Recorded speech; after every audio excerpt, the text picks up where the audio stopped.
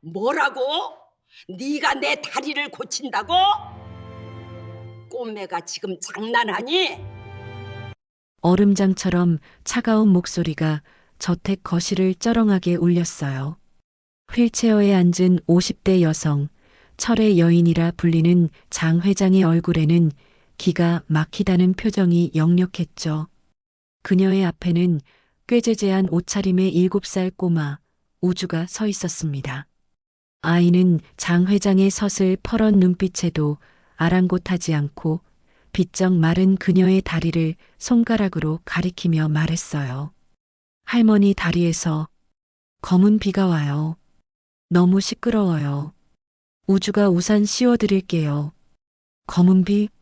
순간 장 회장의 동공이 지진이라도 난 듯 흔들렸습니다. 매일 밤 다리가 잘려나가는 듯한 끔찍한 환상통. 장 회장 본인만 알고 있는 그 고통을 이 조그만 아이가 꿰뚫어 본 거니까요. 장 회장은 떨리는 손으로 휠체어 손잡이를 꽉 움켜쥐었어요. 그리고 입술을 깨물며 낮게 으르렁거렸죠. 좋아. 만약 내가 정말로 내 다리에 이 끔찍한 비를 멈추게 한다면 장 회장의 눈빛이 광기로 번들거렸습니다. 내 전 재산과 이 집문서를 몽땅 너에게 주마. 이 한마디가 거짓골을 하고 들어온 이 아이가 이 저택의 모든 운명을 뒤바꿀 줄은 그 누구도 몰랐어요. 도대체 이들에게는 어떤 기막힌 사연이 숨겨져 있는 걸까요? 이야기는 살을 애는 칼바람이 불던 보름 전 그날 밤으로 거슬러 올라갑니다. 사연 시작 전 구독, 좋아요 눌러주시고 어디서 보고 계신지 댓글로 남겨주시면 오늘 하루 마음과 가정에 따뜻한 기쁨이 가득하길 응원할게요. 엄마, 나 추워. 발가락이 없어질 것 같아. 보름 전 평창동 언덕 꼭대기에 있는 대저택 앞이었어요. 지은은 파랗게 질린 아들 우주를 코트 자락으로 감싸 안으며 하염없이 대문을 바라보고 있었죠. 낡은 운동화 밑창 사이로는 시린 눈발이 파고들었고 백가죽이 등까지 들러붙은 아이의 배에서는 꼬르락 소리가 처량하게 울려 퍼졌어요. 사실 지은이 제 발로 이 호랑이 굴에 찾아온 건 어쩔 수 없는 선택이었어요. 남편 수호 씨가 과로사로 세상을 떠난 뒤 장례비와 밀린 월세를 내고 나니 수중에 남은 건 단돈 10원 한 장 없었거든요. 우주야, 이거 이리 줘. 무겁잖아. 싫어. 이거 아빠 냄새나. 아빠 가방이야. 우주는 자기 몸집만 한 낡은 가죽 가방 하나를 보물단지처럼 품에 꼭 껴안고 있었어요. 죽은 아빠가 남긴 유일한 유품인 피아노 조율 가방이었죠. 아이는 그 가방에 코를 박고 킁킁거리며 아빠의 냄새를 찾고 있었는데 그 모습을 보는 지은의 가슴은 날카로운 송곳으로 후벼 파는 듯 쓰라렸답니다. 그때 인력 속에서 소장이 했던 말이 떠올랐죠. 세댁, 저기 평창동 장 회장 댁에 간병인 자리가 났는데 워낙 성격이 개차반이라 사람이 안 구해져.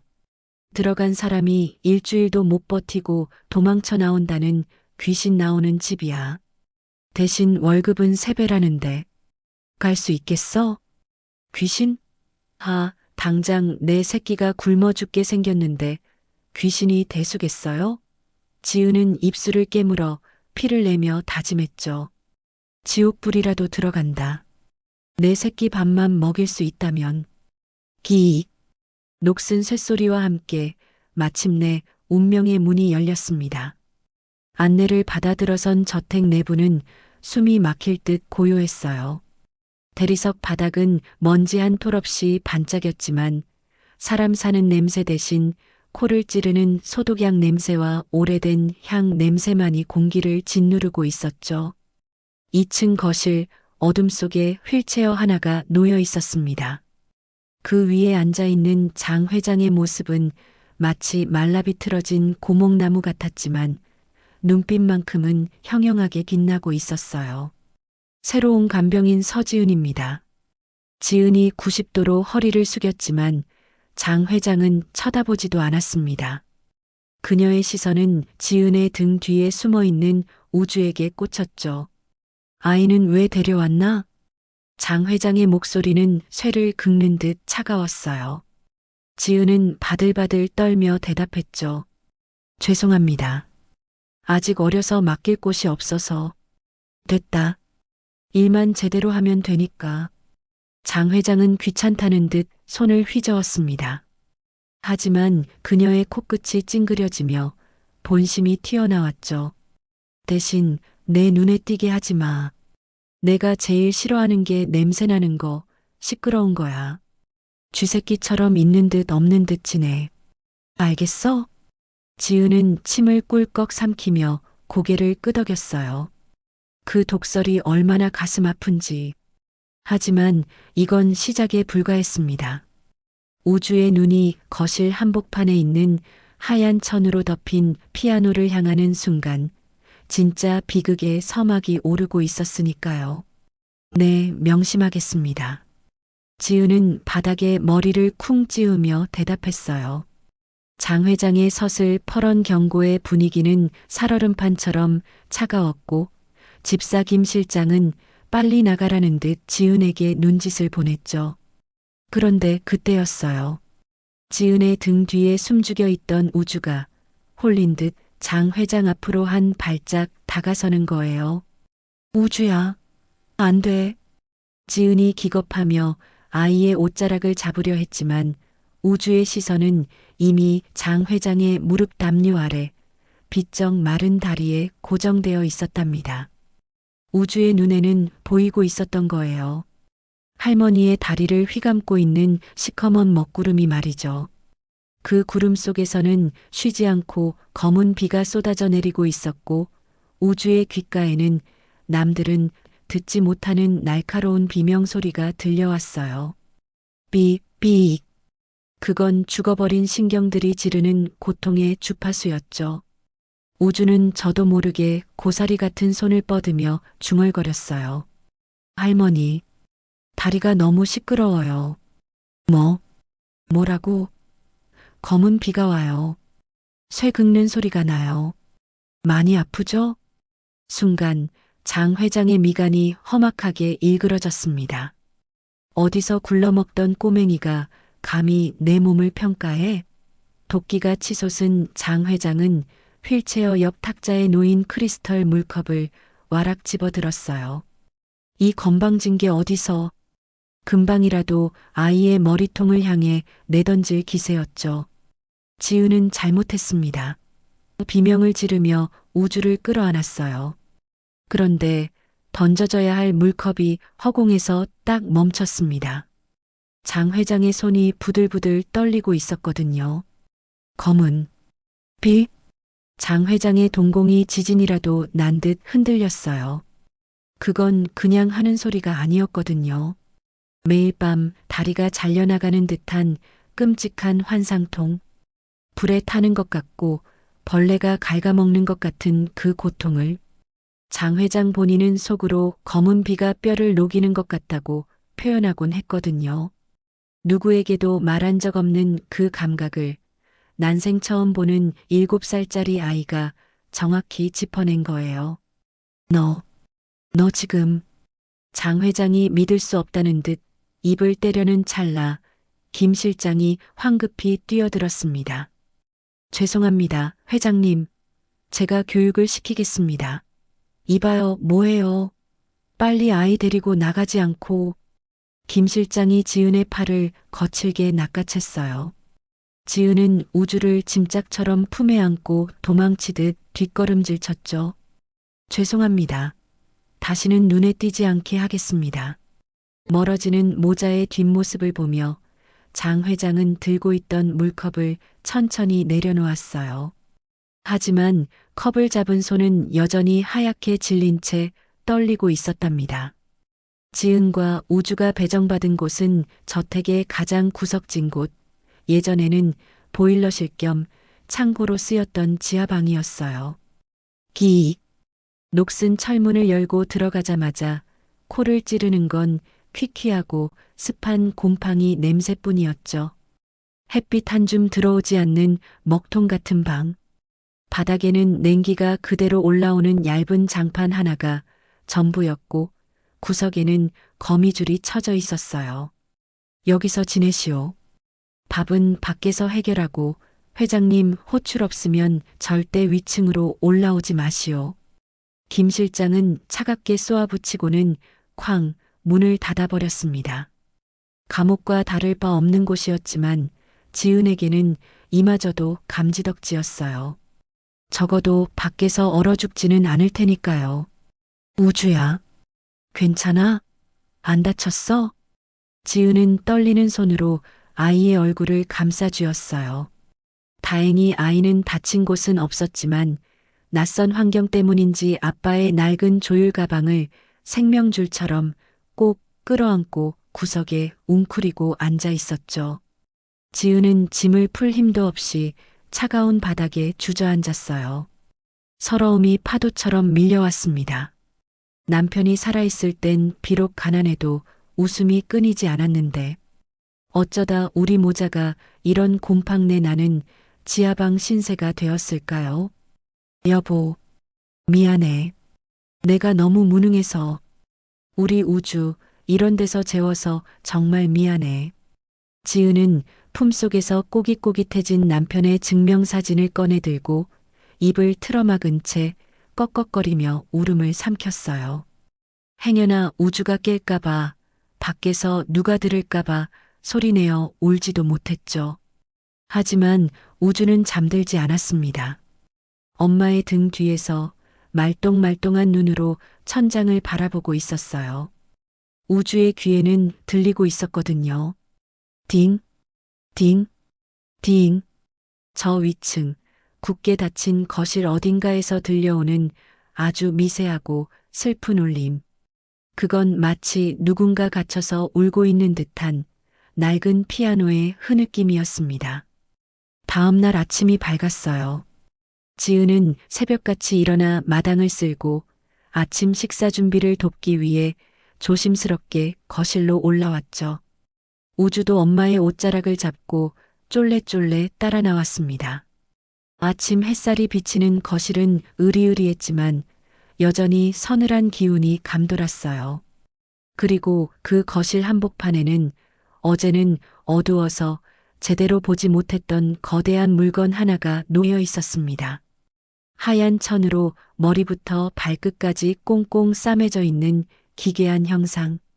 하지만 삐져나온 검은색 다리와 유려한 곡선은 그것이 그랜드 피아노임을 말해주고 있었죠. 우주는 본능적으로 알았어요. 어젯밤 자신을 잠 못 들게 했던 그 슬픈 울음소리의 주인이 바로 저것이라는 것을요. 우주가 홀린 듯 그쪽으로 다가가려던 찰나였습니다. 멈춰라. 김 실장이 벼락같이 나타나 앞을 가로막았어요. 그의 눈빛은 어제보다 더 살벌했죠. 이보시오, 세댁. 내가 경고하는데 이 집에서 살아남고 싶으면 저 물건 근처엔 얼씬도 하지 마시오. 김 실장은 목소리를 낮추며 으스스하게 속삭였습니다. 저건 7년 전 집을 나간 도련님이 남긴 유일한 물건이요. 회장님 허락 없이는 누구도 손댈 수 없는 금기란 말이요. 만약 저 천을 들추거나 손자국이라도 냈다간 뼈도 못 추리고 쫓겨날 줄 아시오. 지은은 마른 침을 삼키며 우주를 품에 안았어요. 하얀 천 아래 잠들어 있는 저 피아노, 그저 그 섬뜩한 경고에 온몸을 떨 뿐이었답니다. 다음 날 아침 저택의 무거운 공기를 가르고 낯선 손님이 찾아왔어요. 번쩍이는 검은색 세단에서 내린 남자는 장 회장의 조카 김전무였죠.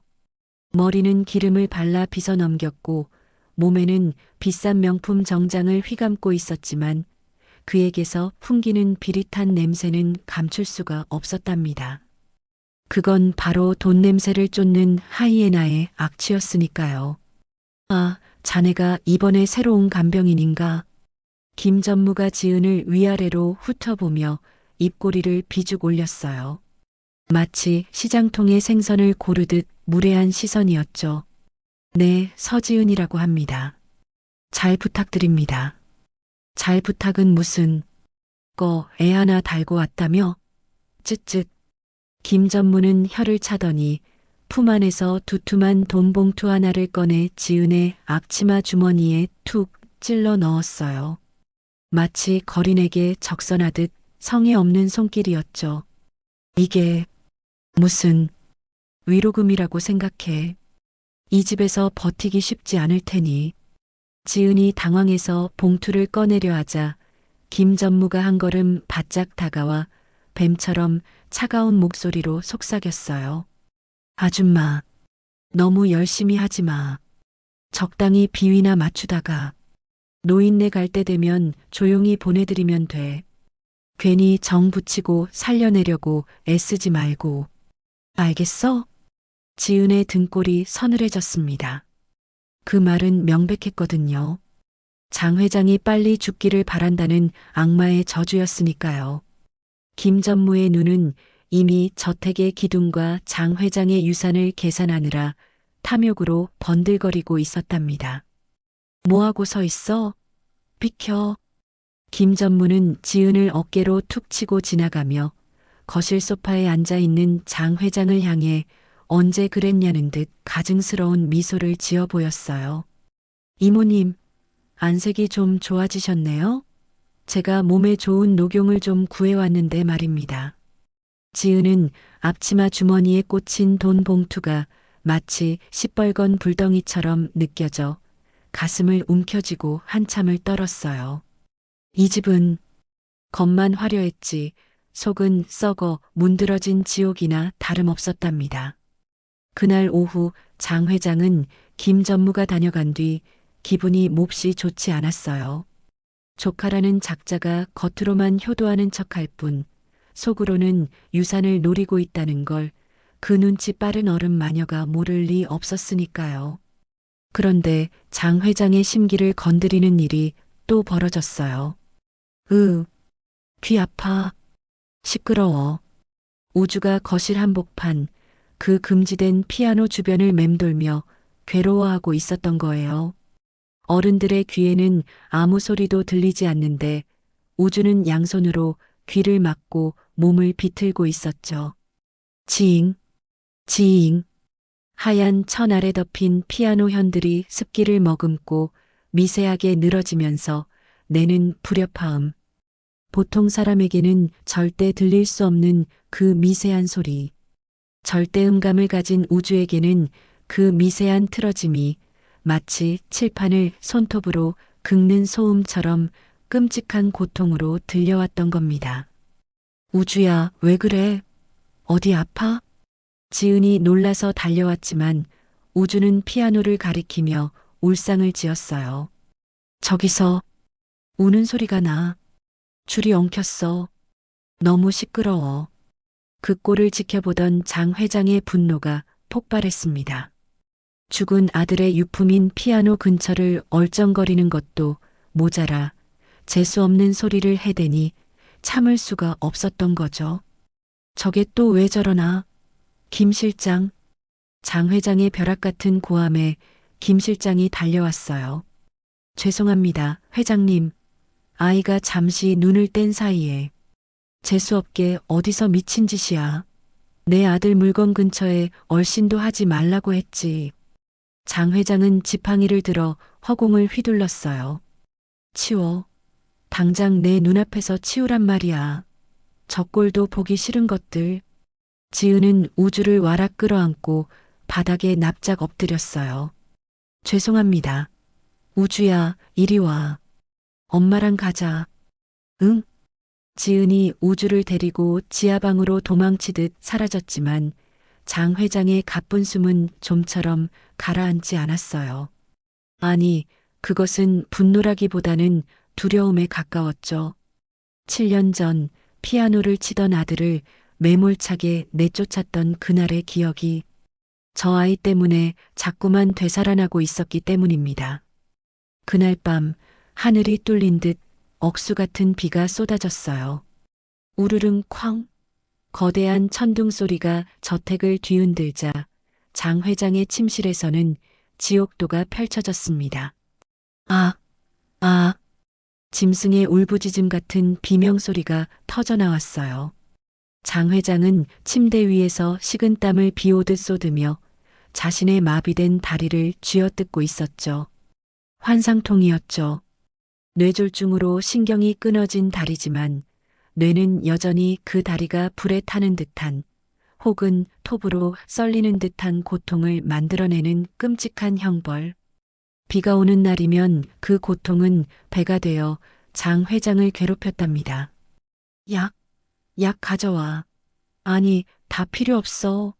내 다리 좀 잘라줘. 제발.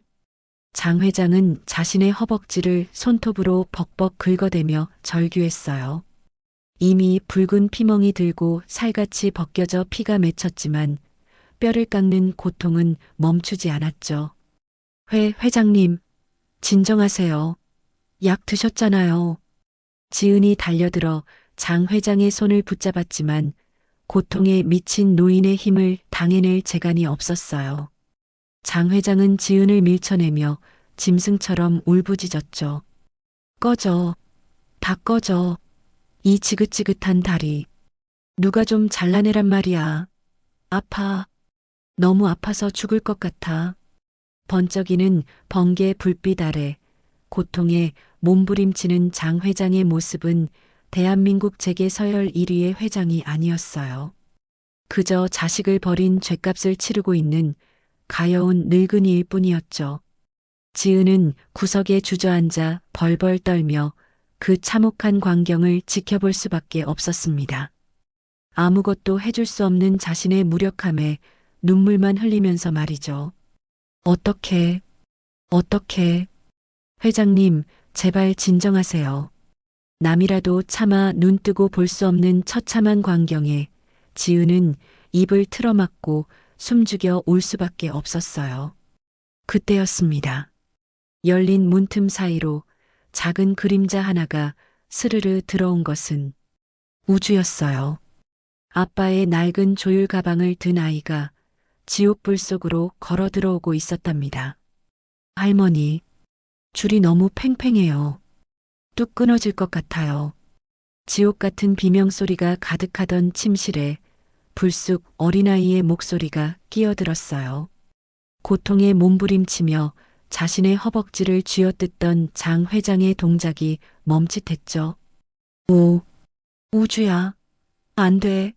나가. 구석에서 벌벌 떨던 지은이 기겁하며 소리 죽여 외쳤지만 우주는 엄마의 목소리가 들리지 않는다는 듯 홀린 표정으로 침대를 향해 뚜벅뚜벅 걸어갔어요. 번쩍 창밖에서 번개가 치는 순간 장 회장은 보았답니다. 아빠의 낡은 조율 가방을 든 7살 꼬마가 겁도 없이 자신의 다리를 향해 손을 뻗고 있는 모습을 말이죠. 너 이 새끼, 여기가 어디라고. 장 회장이 핏발선 눈으로 아이를 노려보며 손을 드러내치려 했어요. 하지만 우주는 아랑곳하지 않고 덥석 장 회장의 마비된 종아리를 잡았습니다.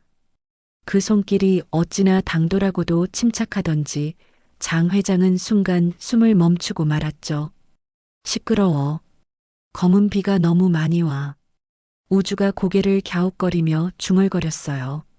아이의 눈에는 장 회장의 고통이 선명하게 보이고 있었거든요. 비쩍 마른 다리를 칭칭 감고 있는 시커먼 가시덤불. 그리고 그 줄들이 너무 팽팽하게 당겨져서 금방이라도 팅 하고 끊어질 듯 위태로운 비명을 지르고 있는 것이 우주의 눈에는 보였던 겁니다. 우주가 맞춰줄게. 예쁜 소리 나게. 우주는 아빠에게 배운 대로 조율 가방에서 작은 튜닝 해머를 꺼내는 신용을 했어요. 실제로는 맨손이었지만 아이의 눈엔 도구가 들려 있었겠죠. 그리고 피아노 건반을 다루듯 고사리 같은 두 손으로 장 회장의 굳어버린 근육을 꾹꾹 누르기 시작했습니다. 이거 안 나. 으윽. 장 회장이 발악하며 몸을 비틀었지만 기이하게도 다리를 잡은 아이의 손은 떨어지지 않았어요. 그건 의학적인 마사지도 물리치료도 아니었거든요. 그저 엉켜있는 소리를 풀고 너무 조여진 마음의 줄을 느슨하게 만드는 천재적인 조율사의 본능적인 손놀림이었죠. 지은은 입을 틀어막은 채 그 광경을 지켜보았어요. 당장이라도 달려가 아이를 떼어내야 하는데 이상하게도 발이 떨어지지 않았습니다. 미친 듯이 날뛰던 장 회장의 거친 숨소리가 아이의 손길이 닿을 때마다 조금씩 잦아들고 있었기 때문이죠. 참말로 기가 막힌 일이 벌어졌어요. 4년 동안 그 어떤 명의가 와서 침을 놓고 억대 주사를 맞춰도 사라지지 않던 그 끔찍한 환상통이 7살짜리 자폐아의 손길이 닿자마자 거짓말처럼 씻겨 내려가기 시작한 거예요. 장 회장은 자신의 다리에서 일어나는 변화를 믿을 수가 없었습니다. 방금 전까지만 해도 불에 달군 쇠꼬챙이로 후벼 파는 것 같았는데 우주의 손이 닿는 곳마다 시원한 계곡물이 흐르는 듯한 청량감이 번져나갔으니까요. 이게 대체 무슨 느낌이지?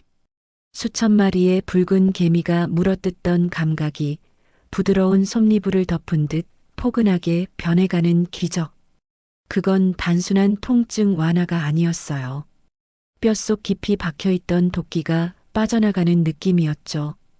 우주의 손은 따뜻했습니다. 장 회장은 평생을 차가운 냉정함으로 무장하고 살아왔지만 아이의 체온이 닿는 순간 깨달았어요. 자신이 얼마나 이 온기를 그리워하고 있었는지를요. 웅웅웅. 우주는 리듬을 타듯 콧노래를 흥얼거리며 계속해서 다리를 어루만졌어요. 그 웅얼거림은 마치 엄마 뱃속에서 듣던 심장 박동 소리처럼 장 회장의 불안한 신경을 부드럽게 다독여 주었죠. 경직되어 있던 근육이 풀리고 곤두서 있던 신경이 가라앉자 지독한 피로가 몰려왔어요. 수면제 없이는 단 1시간도 편히 자지 못했던 장 회장의 눈꺼풀이 천근만근 무거워지기 시작했습니다. 장 회장의 입에서 짐승 같은 비명 대신 나른한 신음이 새어나왔어요. 지은이 조심스럽게 다가갔을 때 장 회장은 이미 깊은 잠에 빠져 있었습니다. 우주의 손을 뿌리치지 못한 채, 아니, 오히려 그 작은 손을 생명줄처럼 꽉 붙잡은 채로 말이죠. 창밖에 요란하던 천둥 소리는 어느새 멈춰 있었고 방 안에는 오직 3사람의 고요한 숨소리만이 가득했어요. 그건 이 차가운 저택에 처음으로 찾아온 기적 같은 평온이었답니다. 지은은 털썩 바닥에 주저앉았어요. 긴장이 풀리자 온몸에 힘이 빠져버린 거죠.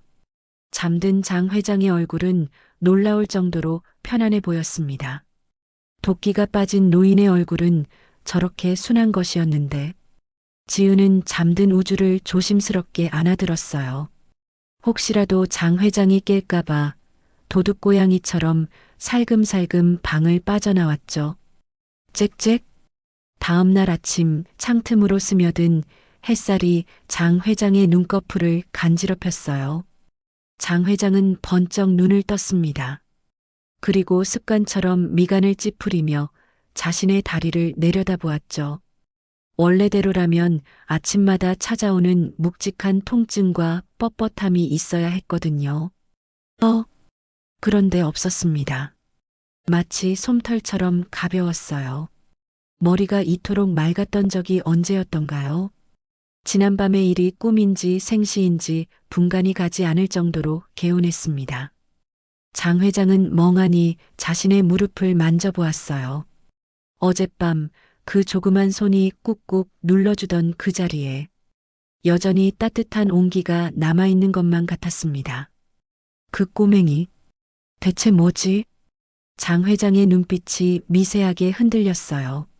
어제까지만 해도 냄새나는 거지 재수없는 애새끼였던 그 아이가 오늘은 다르게 느껴졌습니다. 전 세계 명의들도 고치지 못했던 내 다리를 고작 7살짜리 자폐아가 만져서 고쳤다? 말도 안 되는 일이었지만 몸이 증명하고 있었으니까요. 회장님, 기침하셨습니까? 그때 김 실장이 아침 식사를 가지고 들어왔어요. 장 회장은 짐짓 아무렇지 않은 척 헛기침을 했지만 시선은 자꾸만 문 밖을 향하고 있었죠. 김 실장. 네, 회장님. 어제 새로운 간병인하고 그 애, 지금 어디 있나? 김 실장의 눈이 휘둥그레졌습니다. 아침이면 을에 당장 내쫓아 라고 소리를 질러야 할 회장님이 그들의 행방을 묻다니요. 아, 네. 지금 지하방에. 당장 내보낼까요? 아니. 장 회장이 잠시 침묵하더니 묘한 표정으로 입을 열었어요. 일단 더 봐. 밥이나 좀 먹이고. 김 실장은 자신의 귀를 의심했습니다. 어른 마녀의 성벽에 아주 미세하지만 분명한 균열이 생기기 시작한 거예요. 하지만 이건 폭풍 전야의 고요함일 뿐 탐욕스러운 하이에나들이 가만히 있을 리가 없었죠. 그날 오후 장 회장은 2층 테라스 커튼 뒤에 숨어 정원을 내려다보고 있었어요. 평소라면 서류 결제를 하거나 재활치료사들에게 호통을 치고 있어야 할 시간이지만 오늘 그녀의 시선은 오직 한 곳, 정원 구석에서 쭈그리고 앉아있는 조그만 아이에게 고정되어 있었죠. 바로 우주였어요. 아이는 혼자서 흙장난을 하고 있었습니다. 개미가 지나가는 길을 손가락으로 따라가기도 하고 나뭇잎을 귀에 대고 무슨 소리라도 듣는 듯 고개를 갸웃거리기도 했죠. 저 아이, 도대체 정체가 뭐지? 장 회장은 자신의 다리를 문득 내려다봤어요. 어젯밤 그 고사리 같은 손이 닿았던 자리, 4년을 괴롭히던 지옥불 같은 통증을 단숨에 잠재운 그 기이한 능력이 도무지 믿기지 않았습니다. 의학적으로 설명할 수 없는 일이었지만 몸은 기억하고 있었으니까요.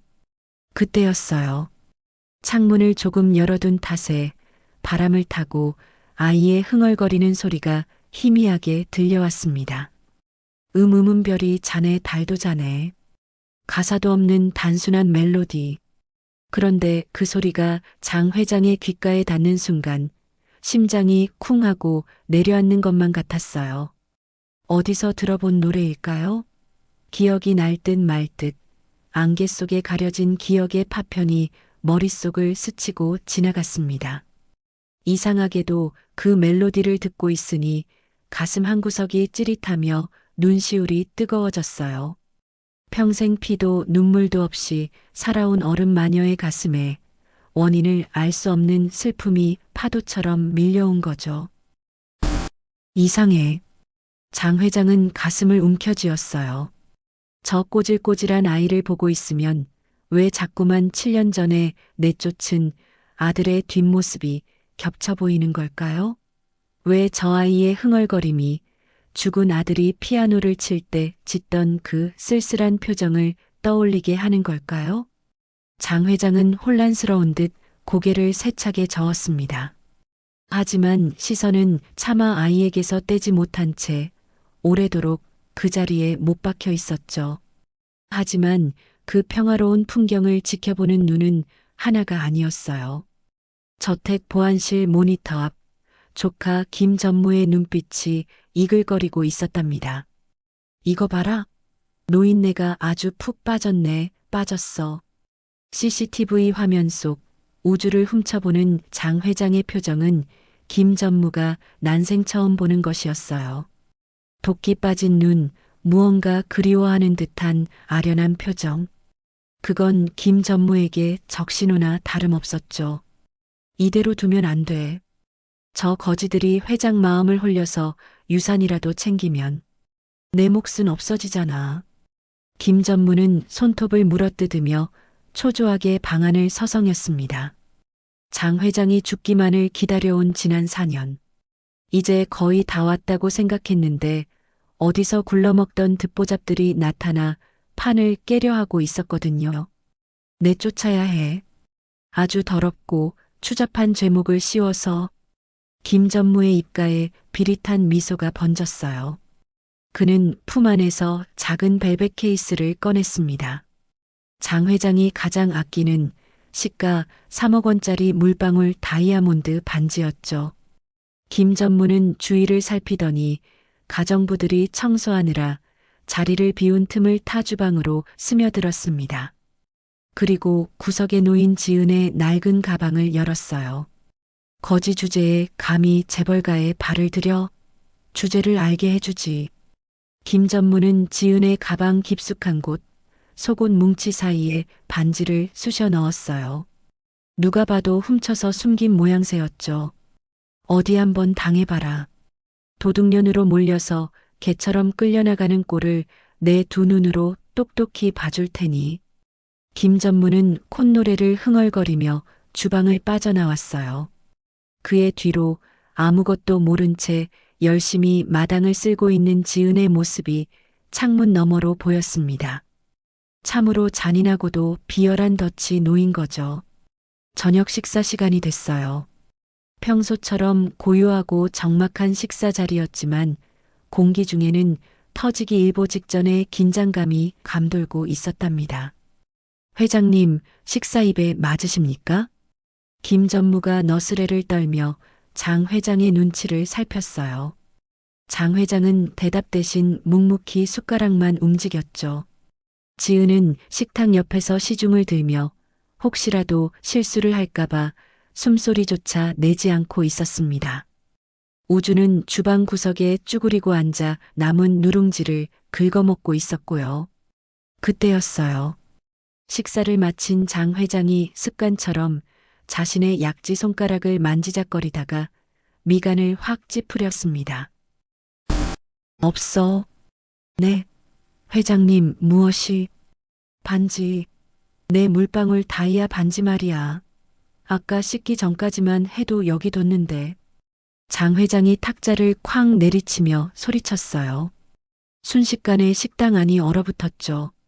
김 전무가 기다렸다는 듯 벌떡 일어났습니다. 회장님, 제가 찾아보겠습니다. 다들 뭐해? 당장 반지 찾아. 고용인들이 혼비백산하여 바닥을 기어다니기 시작했어요. 하지만 반지는 어디에도 없었죠. 장 회장의 얼굴이 불그락푸르락 달아올랐습니다. 그 반지는 단순한 보석이 아니었거든요. 죽은 남편이 남긴 유일한 결혼 예물, 장 회장의 자존심과도 같은 물건이었으니까요. 어떤 놈이야? 내 집구석에 손버릇 나쁜 쥐새끼가 숨어 있어. 장 회장의 고함 소리에 지은은 겁에 질려 바들바들 떨었어요. 그때 김 전무가 매의 눈으로 지은을 쏘아보며 천천히 다가갔습니다. 잠깐.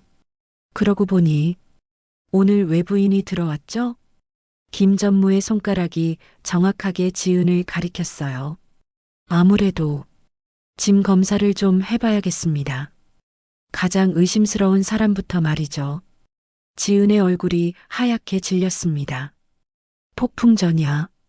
이제 곧 닥쳐올 비극을 예감한 듯 창밖에서는 마른 번개가 번쩍였어요. 자, 그럼 이 가방부터 한번 열어볼까?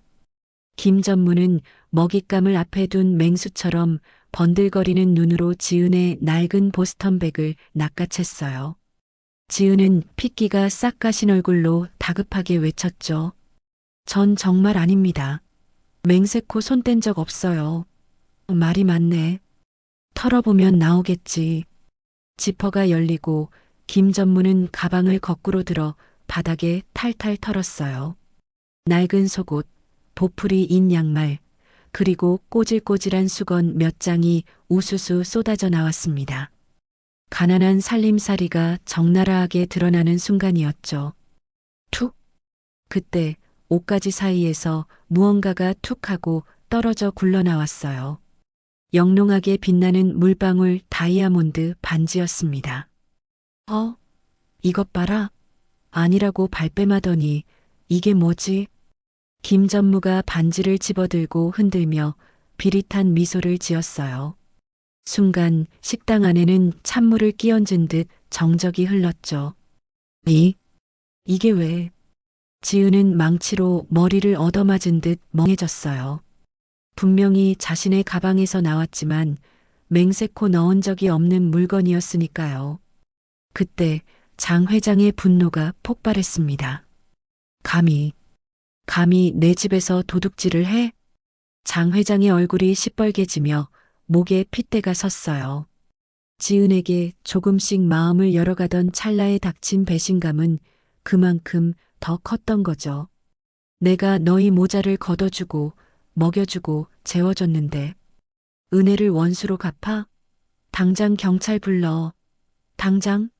장 회장의 불호령에 김 실장이 급히 수화기를 들었어요. 지은은 바닥에 납작 엎드려 장 회장의 바짓가랑이를 붙잡고 매달렸습니다. 회장님, 억울합니다. 전 정말 모르는 일이에요. 제발 믿어주세요. 이 손 치워. 더러운 손으로 어딜 만져. 장 회장은 지팡이를 들어 지은의 어깨를 내리쳤어요. 퍽! 둔탁한 소리와 함께 지은이 비명을 지르며 나뒹굴었지만 아무도 도와주는 사람은 없었습니다. 김 전무는 팔짱을 낀 채 그 꼴을 보며 낄낄거리고 있었죠. 그 아수라장을 주방 구석에서 지켜보던 아이가 있었어요. 바로 우주였죠. 우주는 겁에 질려 사시나무 떨듯 떨고 있었습니다. 아이의 눈에는 지금 이 상황이 끔찍한 색깔과 소리로 보이고 있었거든요. 엄마를 때리는 할머니의 지팡이에서는 시뻘건 불꽃이 튀고 있었고 비웃고 있는 김 전무의 입에서는 뱀 같은 검은 연기가 뿜어져 나오고 있었습니다. 그리고 바닥에 쓰러져 울고 있는 엄마에게서는 깨진 유리 조각 같은 파란 비명 소리가 들려왔죠. 으악. 우주가 양손으로 귀를 막고 괴성을 지르기 시작했어요. 그건 단순한 울음이 아니었습니다. 갑자기 너무 큰 충격을 받아 머릿속이 터질 것만 같아 자폐를 앓는 아이가 견디다 못해 세상이 떠나가라 자지러지는 발작이었죠. 안 돼. 때리지 마. 시끄러워. 빨간 소리 싫어. 우주는 바닥을 구르며 제 머리를 쥐어뜯었어요. 그 소름 끼치는 비명소리에 장 회장마저 멈칫했을 정도였죠. 그 모습이 어찌나 처참하던지 쫓겨날 위기에 처한 지은조차 자신의 아픔을 잊고 기어가 아이를 끌어안았답니다. 우주야, 제발, 엄마 여기 있어. 진정해. 하지만 우주의 귀에는 아무것도 들리지 않았어요. 엄마를 때리는 할머니, 비웃는 김전무, 그리고 시끄러운 사이렌 소리. 이 모든 것이 날카로운 칼날이 되어 아이의 머릿속을 난도질하고 있었으니까요. 저거 봐. 애새끼 교육을 어떻게 시켰으면 저 모양이야? 아주 콩가루 집안이구먼. 경찰 오면 저 미친 애부터 넘겨야겠어. 김 전무가 혀를 차며 비아냥거렸어요. 장 회장은 시끄러운 소리에 질색하며 인상을 찌푸렸죠. 당장 끌어내. 내 눈앞에서 싹 다 치워버려. 그때 멀리서 경찰차 사이렌 소리가 들려오기 시작했어요. 절체절명의 위기였죠. 이제 잠시 후면 경찰들이 들이닥칠 테고 지은은 현행범으로 체포되어 끌려갈 운명이었습니다. 지은이 피눈물을 흘리며 애원했지만 이미 마음의 문을 닫아버린 어른 마녀에게 자비란 없었죠. 점점 가까워지는 사이렌 소리에 맞춰 우주의 발작도 극에 달했어요. 바로 그 순간이었습니다. 극한의 공포에 몰린 우주가 살기 위해 본능적으로 몸을 앞뒤로 흔들며 무언가를 웅얼거리기 시작했어요. 그건 세상의 소음을 차단하기 위한 아이만의 방어 기제 같은 노래였죠. 별이 자네. 달도 자네. 아주 작고 떨리는 목소리. 하지만 그 멜로디가 장 회장의 귀에 꽂히는 순간 시간이 멈춘 듯 모든 소음이 사라졌습니다. 지팡이를 들어 지은을 내리치려던 장 회장의 손이 허공에서 딱 멈춰선 거예요. 장 회장의 동공이 믿을 수 없다는 듯 커졌어요. 지팡이를 쥔 손에서 힘이 빠지며 툭 하고 바닥으로 떨어졌죠. 장 회장의 귓가에 30년의 세월을 뛰어넘어 그 노래가 꽂혔습니다. 천둥 소리도 사이렌 소리도 김전무의 비웃음 소리도 순식간에 사라졌어요. 오직 아이의 떨리는 흥얼거림만이 고막을 때리고 심장을 후벼 팠죠. 그 노래는 세상 그 어디에도 없는 노래였습니다.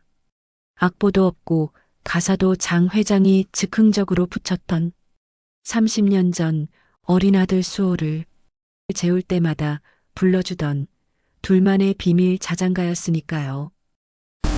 멈춰. 장 회장의 입에서 쉰 소리가 새어나왔어요. 김전무가 의아한 듯 물었죠. 네, 이모님 뭐라고 하셨습니까? 멈춰. 다들 닥치고 멈추란 말이야. 장 회장이 짐승처럼 포효하며 들고 있던 지팡이를 바닥에 내동댕이 쳤어요. 쨍그랑. 그 소리에 김전무도 신고를 받고 현관으로 들어서려던 경찰들도 얼어붙어 버렸습니다. 장 회장의 온몸이 사시나무 떨듯 떨리고 있었어요. 그녀는 휠체어 바퀴를 미친 듯이 굴려 바닥에 웅크리고 있는 우주 앞으로 다가갔습니다. 그리고 피멍이 든 지은의 팔을 거칠게 밀쳐내고 우주의 작은 어깨를 두 손으로 꽉 움켜쥐었죠. 너 이 녀석. 장 회장의 눈동자가 지진이 난 듯 흔들리고 있었어요. 도끼는 온데간데 없고 오직 경악과 두려움만이 가득한 눈빛이었죠. 이 노래 어디서 배웠어? 말해. 이 노래를 내가 어떻게 아냐고. 장 회장의 절규에 우주가 깜짝 놀라 딸꾹질을 시작했어요. 하지만 장 회장은 멈추지 않았습니다. 아이의 어깨가 부서져라 흔들며 다그쳤죠. 말해. 이건 내 아들 수호랑. 나만 아는 노래야. 죽은 내 남편도 모르는 노래라고. 근데 내가 어떻게. 장 회장의 목소리가 울음으로 뭉개지기 시작했어요. 거실에 있던 모든 사람들이 숨을 죽인 채 그 기막힌 광경을 지켜보고 있었죠. 도둑으로 몰려 끌려가던 가정부의 아들에게 천하의 장 회장이 매달려 울부짖고 있었으니까요. 그건 겁에 질려 있던 지은이 떨리는 목소리로 입을 열었어요. 영문을 모르는 지은의 눈에는 장 회장의 저 행동이 그저 아이가 시끄럽게 굴어서 더 화가 난 것으로만 보였겠죠. 죄송합니다, 회장님. 애가 놀라서 그래요. 그 노래는. 지은이 침을 꿀꺽 삼키고 눈물을 훔치며 말을 이었어요. 죽은 애 아빠가 우주가 잠들지 못할 때마다 불러주던 자장가예요. 아빠 냄새가 그리워서 부르는 겁니다. 제발 아이는 때리지 말아주세요. 쿵. 그 순간 장 회장의 심장이 바닥으로 곤두박질 쳤어요. 세상이 빙글 도는 것 같았죠. 죽은 애 아빠가 불러주던 노래. 그렇다면 저 아이의 아빠가 내 아들 수호라는 말인가? 거짓말. 장 회장은 넋이 나간 사람처럼 중얼거렸어요. 그리고 천천히 고개를 돌려 바닥에 엎드려 울고 있는 지은을 바라보았습니다. 자신이 도둑년이라며 짓밟고 매질하고 경찰에 넘기려 했던 저 여자가 내 며느리라고. 장 회장의 손끝이 하얗게 질려가고 있었어요. 진실의 문이 아주 잔인하게 열리고 있었답니다. 그만. 다들 나가. 당장 나가란 말이야. 장 회장의 날카로운 고함이 거실을 뒤흔들었어요. 김전무는 벙찐 표정으로 입만 뻐끔거렸고 출동한 경찰들도 영문을 몰라 서로 눈치만 살필 뿐이었죠. 이모님, 경찰 불렀지 않습니까? 도둑을 잡아가야. 닥쳐. 꼴도 보기 싫으니까 다 꺼져. 장 회장은 들고 있던 쿠션을 김 전무에게 집어던지며 악을 썼어요. 결국 김 전무와 경찰들은 쫓겨나듯 현관 밖으로 밀려날 수밖에 없었죠. 거실에는 무거운 침묵만이 감돌았습니다. 장 회장은 휠체어를 돌려 지은을 노려보았어요. 하지만 그 눈빛은 더 이상 도끼가 아니라 두려움과 간절함으로 흔들리고 있었죠. 자네, 잠깐 내 방으로 따라오게. 지은은 우주를 품에 안고 비틀거리며 일어났어요. 장 회장의 침실로 들어가는 그 짧은 시간이 마치 영겁처럼 느껴졌답니다. 방에 들어서자마자 장 회장이 떨리는 목소리로 물었어요. 사진 있나? 네. 무슨 남편 말이야. 죽었다는 그의 아빠. 사진 있으면 좀 보여주게. 지은은 의아했지만 거역할 수 없는 분위기에 눌려 품속에서 낡은 지갑을 꺼냈어요. 가죽이 다해져 너덜너덜한 지갑. 그 속에 고이 간직해둔 빛바랜 증명사진 한 장을 꺼내 장 회장에게 건넸죠. 장 회장의 손이 깃털처럼 가볍게 떨리고 있었어요. 사진을 받아드는 그 찰나의 순간 장 회장의 심장은 이미 멎은 듯 했답니다. 아! 사진을 본 순간 장 회장의 입에서 비명 같은 탄식이 터져 나왔어요. 사진 속에서 환하게 웃고 있는 남자. 순박한 눈매, 웃을 때 살짝 패이는 보조개. 7년 전 어머니의 돈놀이에 질렸습니다라며 대문을 박차고 나갔던 하나뿐인 아들, 강수호가 틀림없었거든요. 수호야 장 회장은 사진을 가슴에 품고 오열했어요. 눈앞이 캄캄해졌습니다. 자신이 도둑년이라며 짓밟고 매질했던 이 여자가 내 아들이 목숨처럼 사랑했던 아내였고 재수없는 애새끼라며 물컵을 던지고 구박했던 저 아이가 내 핏줄, 내 손자였다니. 회장님, 왜 그러세요? 아시는 분입니까? 지은이 놀라 물었지만 장 회장은 대답할 수 없었어요. 차마 입이 떨어지지 않았거든요. 내가 내 시험이다. 내가 내 자식을 못 알아보고 짐승 같은 짓을 했다는 말을 어떻게 할 수 있겠어요. 장 회장은 입술을 깨물어 피를 내며 울음을 삼켰습니다. 그리고 억지로 독한 표정을 지으며 사진을 돌려주었죠. 아니야. 그냥 내 죽은 동생이랑 너무 닮아서 그랬어. 나가봐. 내 눈앞에서 썩 꺼져. 지은은 영문을 모른 채 허둥지둥 우주를 데리고 방을 나갔어요. 문이 닫히자마자 장 회장은 침대 위로 무너지며 가슴을 쥐어뜯었죠. 으윽, 내가 무슨 짓을 한 거야? 수호야, 수호야. 방음이 잘 되는 저택이라 다행이었어요. 그렇지 않았다면 저 처절한 통곡 소리가 온 동네를 울렸을 테니까요. 한참을 짐승처럼 울부짖던 장 회장이 겨우 몸을 추슬렀습니다.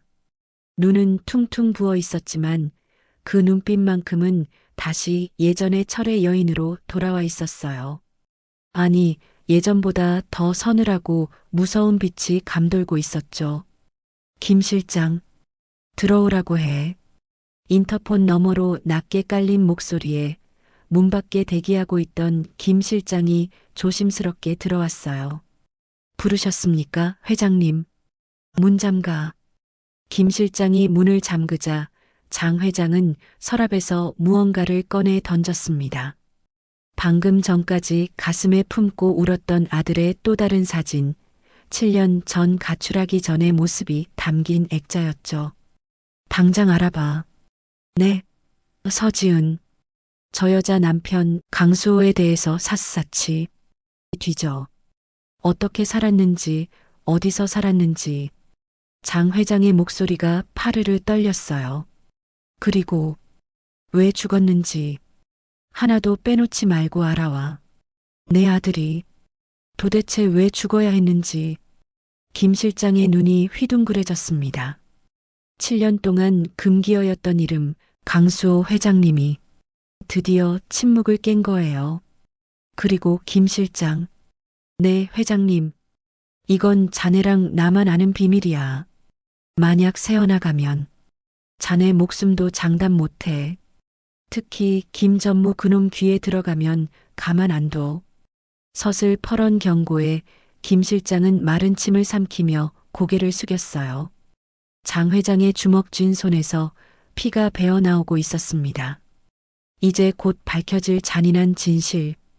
아들이 왜 죽었는지 그 비극의 전말을 알게 되는 순간 장 회장은 또 한 번 지옥불에 떨어지게 될 운명이었죠. 그날 밤 김 실장이 서류 봉투 하나를 들고 장 회장의 방으로 들어왔어요. 평소 냉철하던 김 실장의 손이 미세하게 떨리고 있었죠. 그 봉투 안에 담긴 진실이 얼마나 무거운 것인지 짐작할 수 있었습니다. 가져왔습니다, 회장님.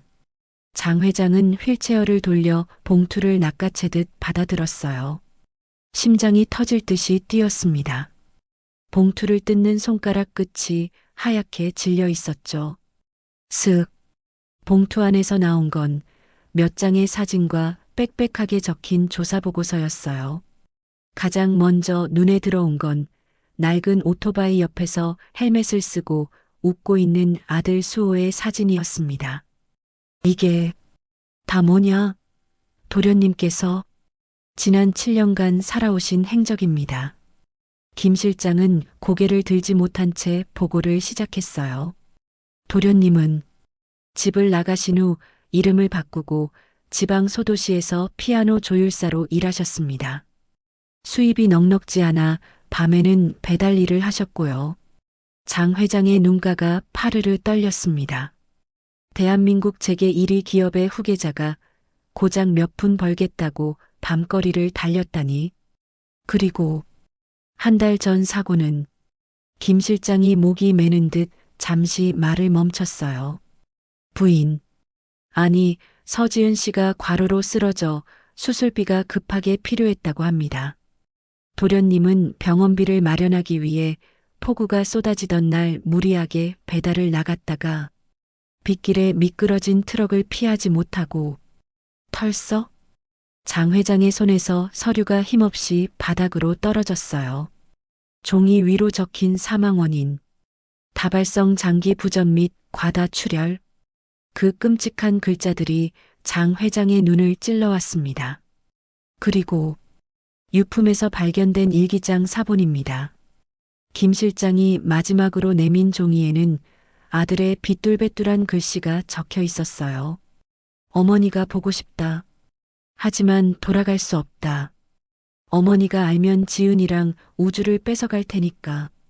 내 가족을 지키려면 내가 죽는 한이 있어도 숨어야 한다. 아, 장 회장의 입에서 짐승의 울부짖음 같은 비명이 터져나왔어요. 그건 단순한 슬픔이 아니었습니다. 제사를 찍고 뼈를 깎는 듯한 처절한 후회와 자책이었죠. 내가 죽였어. 내가 내 새끼를 죽였어. 장 회장은 자신의 가슴을 주먹으로 퍽퍽 내리쳤어요. 아들이 자신을 피해 도망친 게 아니라 자신의 탐욕과 도끼로부터 처자식을 지키기 위해 숨어 살았다는 사실. 그리고 그 아들이 죽어서 남긴 핏줄인 며느리와 손자가 제 발로 찾아왔는데도 내가 그 애들을 도둑년이라고, 거지 새끼라고. 장 회장의 머릿속에 지난 며칠간의 기억이 주마등처럼 스쳐 지나갔어요. 우주에게 물컵을 던지던 일, 지은을 지팡이로 때리며 경찰에 넘기려 했던 일, 차가운 지하방에 가둬놓고 짐승 취급했던 일. 미친년. 내가 미친년이야. 벼락을 맞아 죽어도 싼 년이야. 장 회장은 휠체어에서 몸을 던져 바닥을 기었어요. 차가운 바닥에 이마를 찍고 또 찌우며 통곡했습니다. 이마가 깨져 피가 흘러내려도 아픔조차 느끼지 못했죠. 수호야, 수호야, 이 애미가 잘못했다. 제발 돌아와. 내 아들 살려내. 김 실장이 달려와 장 회장을 부축하려 했지만 장 회장은 뿌리치며 바닥을 굴렀어요. 천하를 호령하던 사채업계를 뛰어넘어 정재계를 휘두르던 철의 여인은 온데간데 없고 자식을 앞세운 죄인만이 그곳에 있었습니다. 한참을 실신할 듯 울부짖던 장 회장이 겨우 숨을 골랐어요. 눈은 퉁퉁 부어 앞이 보이지 않을 지경이었고 목소리는 다 쉬어 쇳소리가 났죠. 회장님, 서지은 씨에게 말씀드릴까요? 김 실장이 조심스럽게 물었어요. 이제라도 정체를 밝히고 사죄해야 하지 않겠냐는 뜻이었죠. 하지만 장 회장은 고개를 세차게 저었습니다. 아니, 안 돼. 못해. 내가 무슨 낯짝으로. 내가 시험이라고, 내가 할미라고 말해? 내가 그 애들한테 무슨 짓을 했는데. 장 회장은 바들바들 떨며 눈물을 쏟았어요. 며느리인 줄도 모르고 짓밟았던 시어머니, 손자인 줄도 모르고 학대했던 할머니. 그 끔찍한 진실을 알게 되면 지은이 자신을 용서할 리가 없었습니다. 아니, 오히려 치를 떨며 도망칠지도 몰랐죠. 지금 말하면 그 애들 떠나버릴 거야. 다시는 내 눈앞에 안 나타날 거야. 그럼 난 죽어서 수호 얼굴을 어떻게 봐. 장 회장은 입술을 깨물며 결심했어요. 아직은 때가 아니었습니다. 자신의 죄를 씻고 그 아이들에게 진심으로 용서를 구할 수 있을 때까지 철저하게 이 사실을 숨기기로 말입니다. 김 실장, 오늘부터 그 애들한테 최고로 해줘. 밥상부터 받고 고기랑 과일이랑 제일 좋은 걸로만 먹여. 장 회장의 목소리가 떨렸어요. 그리고 내 다리, 우주 그 아이가 내 다리를 만지게 해. 그 아이가 원한다면 뭐든지 다 하게 해줘. 죄인의 침묵. 그건 비겁한 변명이 아니라 뼈아픈 속죄의 시작이었어요. 장 회장은 밤새 아들의 사진을 끌어안고 소리 죽여 울고 또 울었답니다. 다음 날 아침 지은은 자신의 눈을 의심할 수밖에 없었어요. 주방 식탁 위에 차려진 밥상이 평소와는 완전히 달랐기 때문이죠. 어제까지만 해도 식은 밥과 김치 쪼가리가 전부였는데 오늘은 김이 모락모락 나는 흰 쌀밥에 소고기, 미역국, 굴비구이 그리고 형형색색의 과일까지 상다리가 부러지게 차려져 있었거든요. 지은이 놀라서 묻자 김 실장은 헛기침을 하며 딴청을 피웠죠. 회장님 지시입니다. 아이가 한창 클 나이인데 너무 부실하게 먹는 것 같다고. 앞으로는 식비 아끼지 말고 최고급으로 먹이랍니다. 네, 회장님께서요? 지은은 귀를 의심했지요. 어제까지만 해도 거지 냄새 난다며 쫓아내려 했던 분이 갑자기 최고급 밥상이라니요. 그리고 방도 옮기라고 하셨습니다. 방이요? 지하방은 습해서 아이한테 안 좋다고 2층 햇빛 잘 드는 손님방으로 짐을 옮기랍니다. 당장. 지은은 어안이 벙벙했어요. 혹시 이게 마지막 만찬이고 다 먹고 나면 쫓겨나는 건 아닐까 하는 불안감마저 들었지요. 하지만 밥상 앞에 앉은 우주가 우와, 고기다 하며 허겁지겁 숟가락을 드는 모습을 보자 지은의 눈시울이 붉어졌답니다. 많이 먹어, 우리 아들. 천천히 먹어. 지은은 우주의 밥 위에 생선살을 발라 올려주며 영문도 모른 채 그 따뜻한 밥상을 눈물과 함께 삼켰어요. 그날 밤 모두가 잠든 시각, 장 회장의 휠체어가 어둠을 뚫고 조용히 움직였습니다. 그녀가 향한 곳은 지은과 우주가 새로 옮긴 2층 방 앞이었지요. 장 회장은 문을 살짝 열고 안을 들여다보았어요. 폭신한 침대 위에서 우주가 세상 모르고 곤히 잠들어 있었거든요. 지은은 바닥에 이불을 깔고 잠이 든 상태였고요. 장 회장은 숨소리조차 내지 않고 휠체어를 밀어 침대 곁으로 다가갔죠.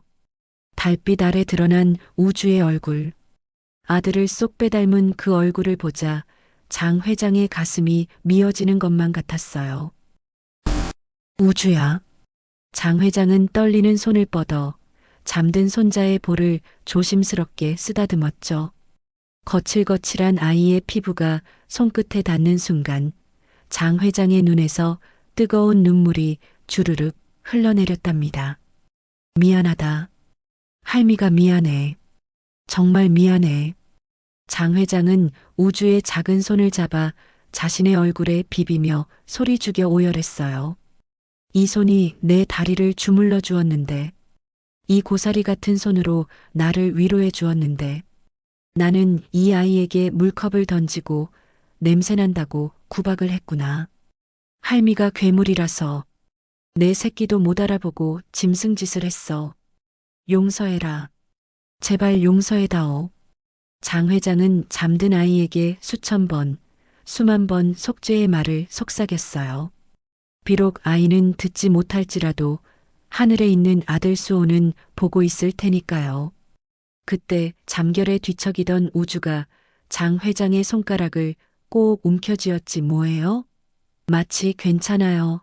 할머니라고 말하는 것처럼 따뜻한 온기가 전해져 왔지요. 장 회장은 그 손을 차마 놓지 못하고 밤이 새도록 그 자리를 지켰답니다. 하지만 이 애틋한 장면을 곱지 않은 시선으로 지켜보는 이가 있었으니 바로 김전무였어요.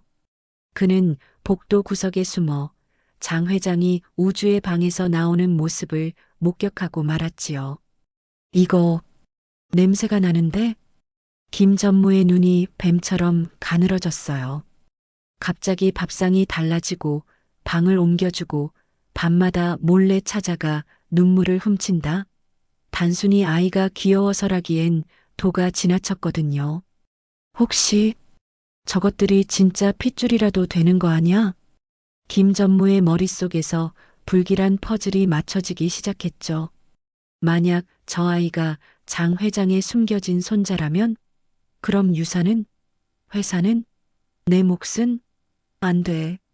절대 안 돼. 김전무는 이를 갈며 주먹을 꽉 쥐었어요. 다 된 밥에 재를 뿌리게 둘 수는 없었으니까요. 확인을 해봐야겠어. 유전자 검사를 하든 뒷조사를 하든 만약 진짜 핏줄이라면 김전무의 눈빛에 살기가 스쳤답니다. 그땐 쥐도 새도 모르게 없애버려야지. 장 회장의 뼈아픈 속죄 뒤편에서 더 끔찍하고 비열한 음모가 싹트고 있었던 겁니다. 과연 이 위태로운 평화는 언제까지 지켜질 수 있을까요? 다음 날 오후 저택 거실에는 팽팽한 긴장감이 감돌고 있었어요. 장 회장이 김 실장과 지은 그리고 우주를 모두 거실로 불렀기 때문이죠. 장 회장은 휠체어에 앉아 거실 한복판을 묵묵히 응시하고 있었답니다. 그녀의 시선이 닿은 곳은 바로 하얀 천으로 덮여 있는 거대한 물체. 7년간 누구도 손대지 못했던 금기의 성역, 그랜드 피아노였거든요. 장 회장의 낮고 단호한 명령에 김 실장의 눈이 휘둥그레졌죠. 네. 하지만 회장님, 저건 도련님께서 남기신. 알아. 그러니까 벗기라고. 곰팡이 슬기 전에. 장 회장의 목소리에는 더 이상 망설임이 없었어요. 김 실장은 떨리는 손으로 하얀 천의 끝자락을 잡았답니다. 스르륵. 오랜 시간 쌓인 먼지가 햇살 속으로 흩날리며 마침내 검고 웅장한 피아노가 그 모습을 드러냈죠. 윤기 흐르는 흑단 건반, 유려한 곡선.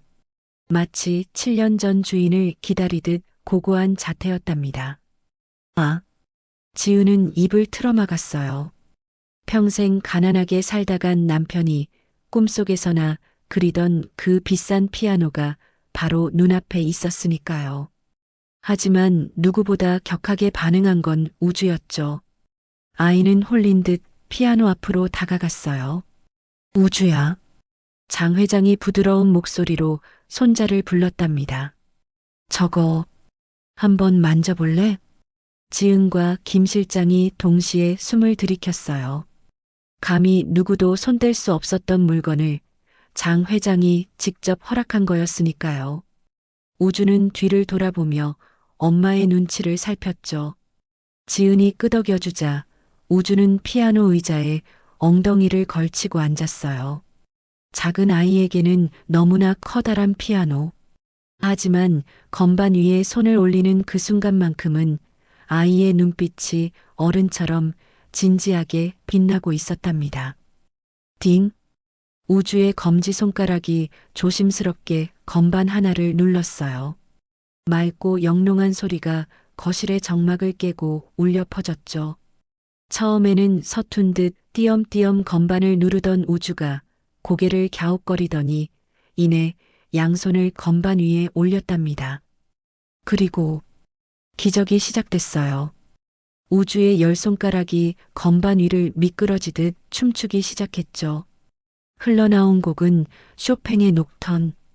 그것은 죽은 아들 수호가 생전에 가장 즐겨 치던 그리고 우주를 무릎에 앉혀놓고 매일 들려주던 바로 그 곡이었거든요. 지은은 그 자리에 주저앉아 입을 틀어막고 오열했어요. 눈을 감고 들으면 마치 죽은 남편이 살아서 돌아온 것만 같았으니까요. 남편 특유의 부드러운 탁건, 애절한 감정선까지 우주는 아빠의 연주를 완벽하게 복제해내고 있었답니다. 장 회장 역시 넋을 잃고 바라봤죠. 7년 전 이 거실에서 피아노를 치던 아들의 뒷모습이 우주의 작은 등 위로 겹쳐 보였거든요. 차가웠던 저택의 공기가 순식간에 따뜻한 선율로 채워졌어요. 그것은 단순한 음악이 아니었답니다. 죽은 아들이 어머니와 아내, 그리고 아들에게 보내는 사랑의 편지였던 거죠. 그때였어요. 음악에 심취해 있던 장 회장의 몸에 기이한 변화가 일어났답니다. 찌린 마비되어 감각이라곤 없었던 다리 끝에서 미세한 전기가 통하는 듯한 느낌이 든 거예요. 환상통의 고통스러운 찌릿함이 아니었죠. 마치 얼어붙었던 땅이 녹으며 새싹이 돋아나듯 죽어있던 신경들이 음악에 반응하여 꿈틀거리는 생명의 신호였답니다. 이게 뭐지? 내 발가락이? 장 회장은 자신의 발을 내려다봤어요. 착각이 아니었죠. 엄지발가락이 아주 미세하게 1mm 정도 까딱하고 움직였으니까요. 우주의 연주가 절정으로 치닫는 순간 장 회장의 다리에도 뜨거운 피가 돌기 시작한 거였어요. 딱 마지막 건반의 울림이 긴 여운을 남기며 끝났답니다. 거실에는 숨막히는 정적이 감돌았죠. 모두가 눈물범벅이 된 채 말을 잇지 못하고 있었어요. 우주가 천천히 건반에서 손을 떼고 의자에서 내려와 장 회장에게 다가갔죠. 그리고 장 회장의 무릎에 얼굴을 파묻으며 말했답니다. 할머니, 이제 다리 안 아파요. 우주가 고개를 들어 젖은 눈망울로 장 회장을 바라봤어요. 아빠가 다녀갔어요. 아빠가 할머니 다리 고쳐주고 갔어요. 장 회장은 터져나오는 울음을 참지 못하고 우주를 와락 끌어안았어요. 아, 내 새끼, 내 아들의 분신, 내가 기어이 이 못난 할미를 살리는구나. 고맙다. 고마워, 우주야. 정말 고맙다. 장 회장의 뜨거운 눈물이 우주의 어깨를 적셨답니다. 그것은 7년 묵은 한이 풀리는 순간이자 무너졌던 가족이 음악으로 다시 하나가 되는 치유의 순간이었죠. 하지만 이 아름다운 기적의 순간에도 어둠 속에서 이를 갈며 지켜보는 이가 있었으니 바로 김전무였어요. 저것들이 진짜로 구판을 벌이고 있네. 김전무의 눈빛이 살벌하게 빛났답니다. 이제 더 이상 두고 볼 수 없었거든요. 그는 주머니 속 핸드폰을 꺼내 어딘가로 은밀한 문자를 보냈죠.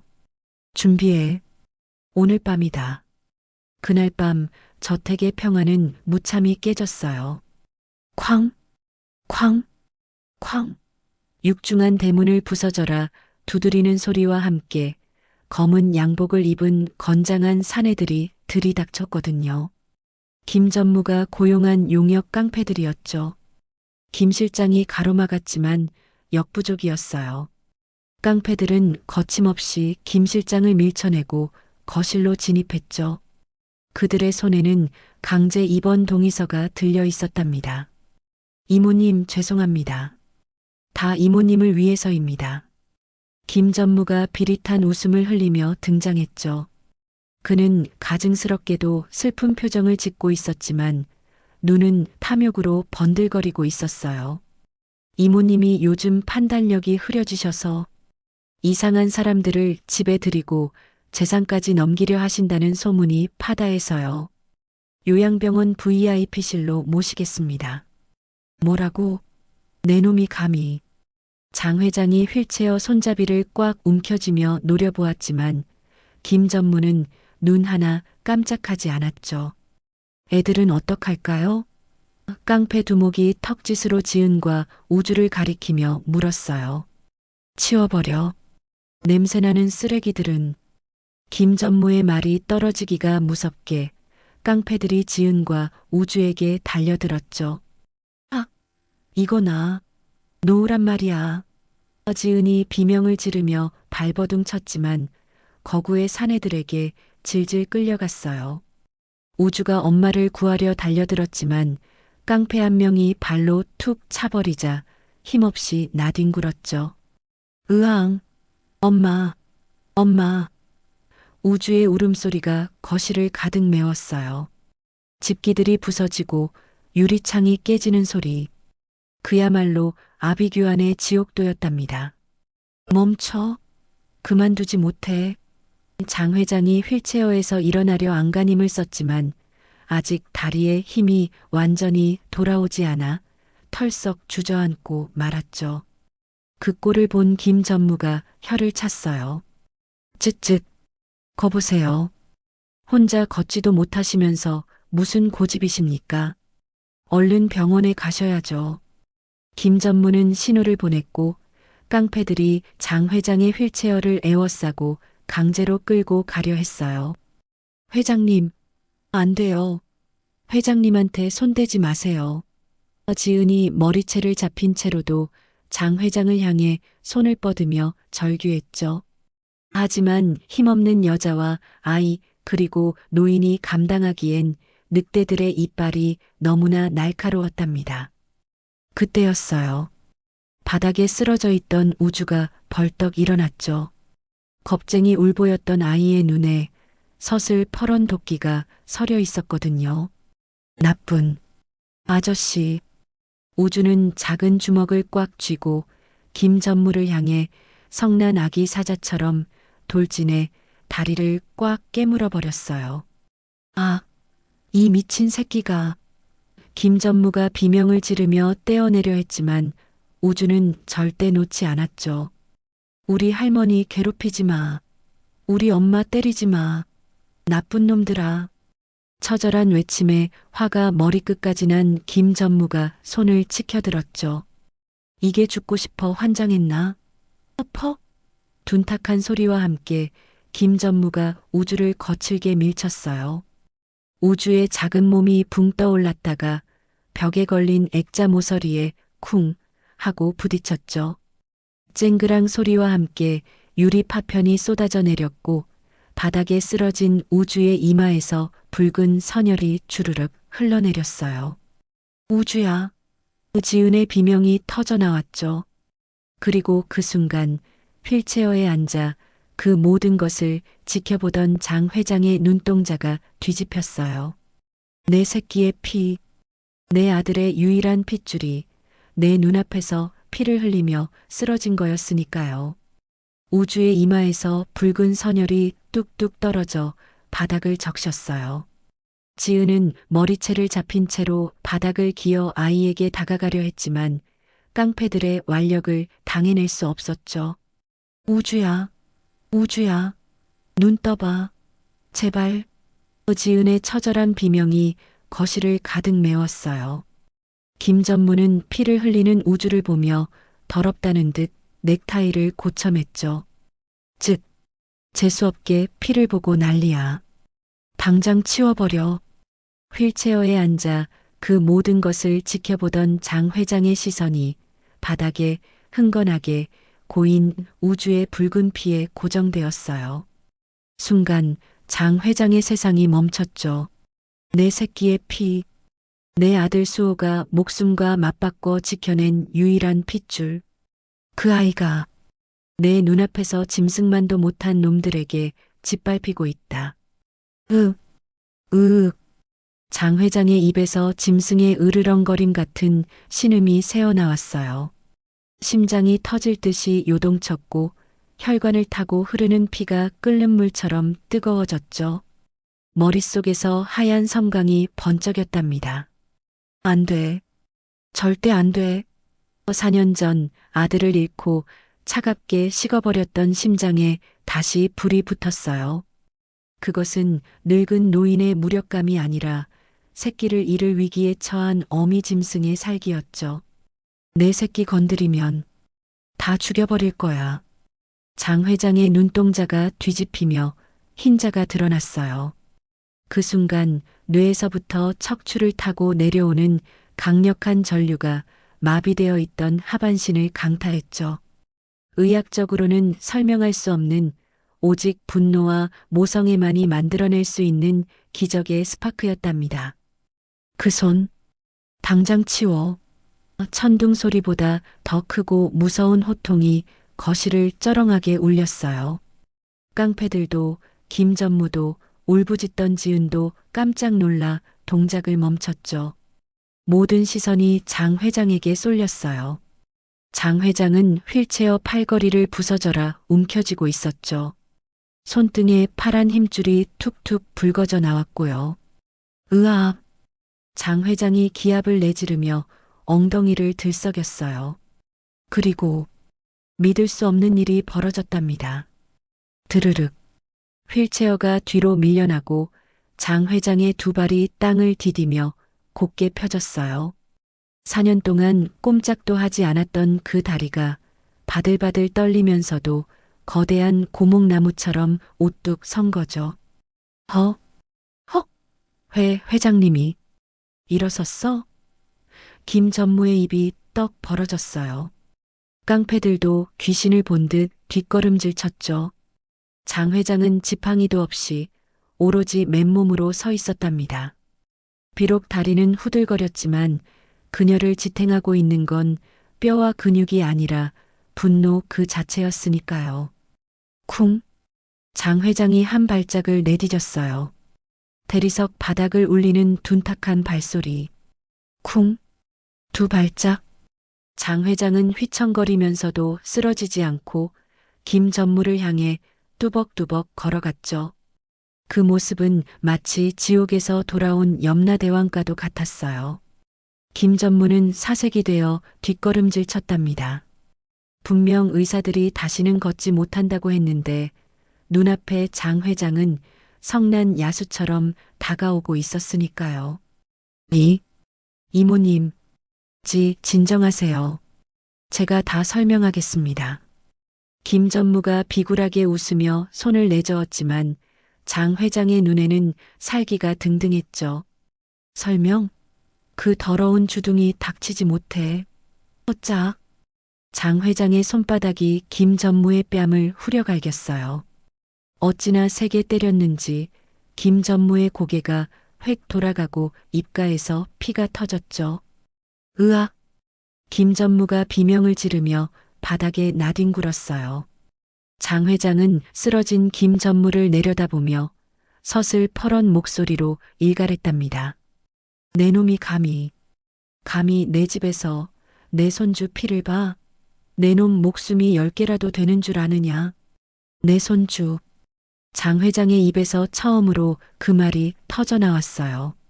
지은은 우주를 끌어안은 채 믿기지 않는다는 표정으로 장 회장을 올려다봤죠.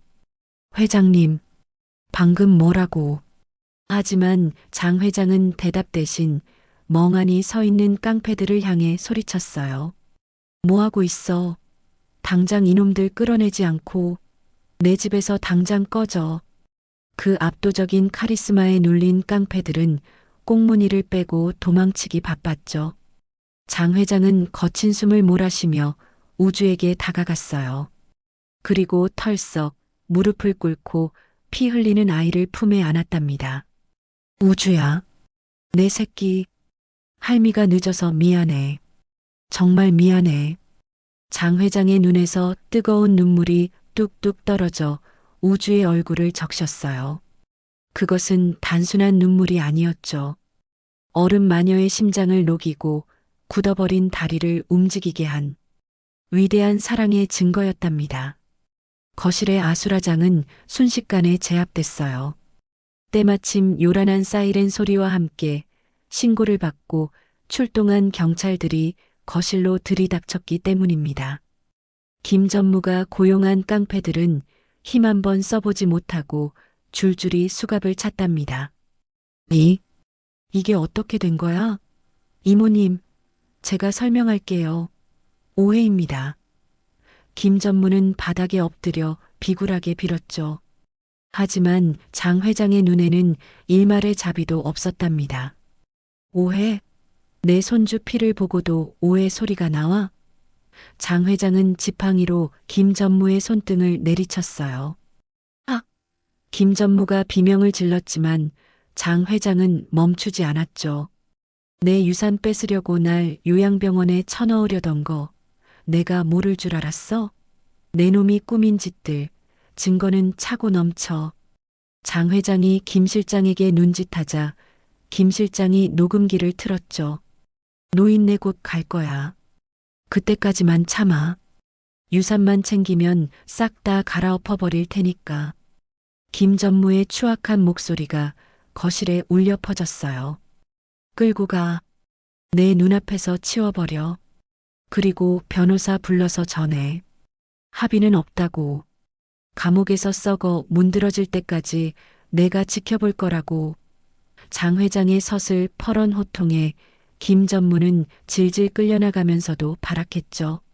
하지만 그건 패배자의 비명일 뿐이었답니다.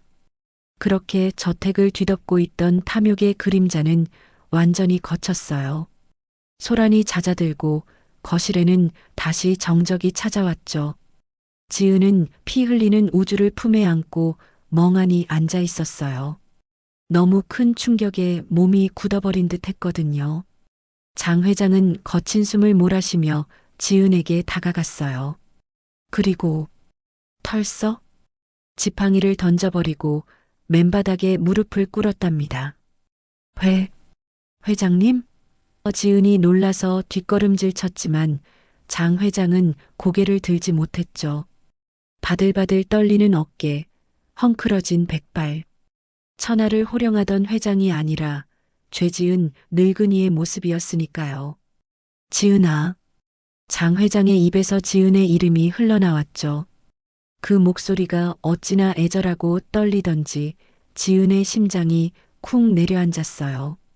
내가 죽을 죄를 지었다. 내가 수호애미다. 네. 지은은 자신의 귀를 의심했죠. 수호애미라니. 그럼 내 남편의 어머니? 우리 시어머니? 내가 내 아들 내쫓고 내 손주 짐승 취급하고 내 며느리 도둑년 만든 천하의 몹쓸 년이 바로 나야. 이 못난 시어미를 죽여다오. 장 회장은 바닥에 이마를 찌우며 통곡했죠. 쿵, 쿵, 쿵. 이마에서 피가 흘러내려 바닥을 적셨지만 그녀는 멈추지 않았어요. 아니야. 그럴 리가 없어. 말도 안 돼. 지은은 혼란스러움에 고개를 저었죠. 하지만 눈앞에 엎드려 있는 노인의 울음소리는 남편이 술에 취해 그리워하던 그 목소리와 너무나 닮아 있었거든요. 할머니, 울지 마세요. 그때 우주가 지은의 품에서 빠져나와 장 회장에게 다가갔어요. 이마에 붕대를 감은 채 아픈 것도 잊은 듯 할머니의 눈물을 닦아주었답니다. 우주야, 내 새끼, 할미가 미안해. 정말 미안해. 장 회장은 우주를 와락 끌어안았죠. 지은도 그제야 모든 퍼즐이 맞춰졌어요. 왜 남편이 가족 이야기를 피했는지, 왜 우주가 자장가를 불렀는지, 왜 장 회장이 밤마다 몰래 우주를 찾아왔는지. 어머니, 지은의 입에서 7년 만에 처음으로 그 단어가 터져 나왔죠. 미움도 원망도 있었지만 눈앞에서 무너져 내리는 늙은 어머니를 보니 가슴이 미어지는 건 어쩔 수 없었거든요. 어머니, 지은은 장 회장을 끌어안고 목 놓아 울었어요. 세 사람은 빗속이 아닌 따뜻한 거실 바닥에서 서로를 부둥켜 안고 엉엉 울었답니다. 7년 묵은 오해와 한이 눈물과 함께 씻겨 내려가는 순간이었죠. 그날 밤 저택의 불은 꺼지지 않았어요. 하지만 더 이상 차갑고 무서운 곳이 아니었죠. 가족의 온기로 채워진 진짜 사람 사는 집이 되어가고 있었으니까요. 며칠 뒤 경기도의 한 한적한 추모공원. 납골당 안치단 유리 너머로 환하게 웃고 있는 수호의 사진을 마주한 순간 장 회장은 그 자리에 주저앉고 말았어요. 지팡이도 휠체어도 없이 제 발로 걸어 들어왔지만 아들의 얼굴을 보자 다리에 힘이 풀려버린 거였죠. 장 회장은 차가운 유리에 얼굴을 비비며 짐승처럼 울부짖었답니다. 이 못난 애미를 용서해라. 내가 눈이 멀어 널 내쫓고 내가 그 고생을 하다가 가게 만들었어. 내가 죽일년이다. 내가 죄인이야. 납골당 안에 장 회장의 통곡 소리가 메아리 쳤어요. 그것은 7년 동안 억눌러왔던 그리움이자 평생을 짊어지고 가야 할 참회의 눈물이었죠. 지은도 장 회장의 뒤에서 어깨를 들썩이며 울고 있었어요. 남편이 그토록 그리워하던 어머니가 이제야 아들 앞에 찾아왔는데 대답 없는 사진 속 남편은 그저 웃고만 있었으니까요. 여보, 어머니 오셨어. 당신이 그토록 보고 싶어 하던 어머니. 이제야 오셨어. 지은의 목소리도 울음에 젖어 갈라졌답니다. 비록 너무 늦은 만남이었지만 얽히고 설킨 천륜의 매듭이 이제야 풀리고 있었던 거죠. 그때였어요. 할머니와 엄마가 우는 모습을 가만히 지켜보던 우주가 조그만 손을 들어 유리에 댄 것은요. 아빠. 우주가 사진 속 아빠와 눈을 맞췄어요. 그리고 씩씩한 목소리로 말했죠. 아빠, 울지 마. 할머니, 이제 다리 안 아파. 내가 고쳤어. 아빠가 가르쳐준 노래로 내가 고쳐줬어. 순간 장 회장의 통곡이 멈췄어요. 지은도 숨을 죽이고 아이를 바라봤죠. 그리고 아빠, 할머니 나쁜 사람 아니야. 우리한테 밥도 맛있는 거 주고 이제 나 안 때려. 우리 가족이야. 우주의 순진무구한 보고에 장 회장의 가슴이 뭉클해졌답니다. 자신이 저지른 그 모진 짓들을 다 겪고도 아이는 자신을 가족이라고 불러주고 있었으니까요. 그래. 맞다. 우주 말이 맞아. 장 회장은 떨리는 손으로 우주를 끌어안았어요. 수호야, 들었지? 내 아들이 나를 살렸다. 내가 보낸 이 작은 천사가 죽어가던 애미를 살려냈어. 장 회장은 눈물 범벅이 된 얼굴로 미소 지었죠. 비로소 아들에게 면목이 생긴 것 같았거든요. 내가 남긴 이 소중한 보물들을 이제는 내가 목숨 걸고 지키겠노라고. 장 회장은 아들의 영정 앞에서 굳게 다짐했답니다. 돌아오는 차 안 분위기는 올 때와 사뭇 달랐어요. 무겁고 침통했던 공기 대신 따뜻하고 편안한 기운이 감돌고 있었죠. 장 회장은 옆자리에 앉은 지은의 손을 덥석 잡았어요. 거칠어진 며느리의 손등을 쓰다듬으며 장 회장이 나지막이 입을 열었죠. 지은아, 내 어머니, 이제 너희는 남이 아니다. 더 이상 눈치 볼 것도 없고 숨을 것도 없어. 장 회장의 눈빛은 그 어느 때보다 단호하고 따뜻했답니다. 이 집의 주인은 이제 너희들이야. 내 재산, 내 회사 다 필요 없다. 너희가 내 유일한 상속자고 내 가족이야. 지은의 눈시울이 다시금 붉어졌어요. 가난하고 의지할 곳 없던 그녀에게 드디어 진짜 비빌 언덕이 생긴 거였으니까요. 감사합니다. 어머니, 정말 감사합니다. 아니야. 내가 고맙지. 이렇게 훌륭하게 살아줘서, 우주를 이렇게 잘 키워줘서, 내가 평생 갚아도 모자라. 장 회장은 지은의 손을 꼭 쥐고 놓지 않았어요. 뒷좌석에 앉은 우주는 창밖을 보며 콧노래를 흥얼거리고 있었죠. 그 소리는 더 이상 슬픈 자장가가 아니었답니다. 새로운 가족의 탄생을 축복하는 희망의 행진곡처럼 들렸거든요.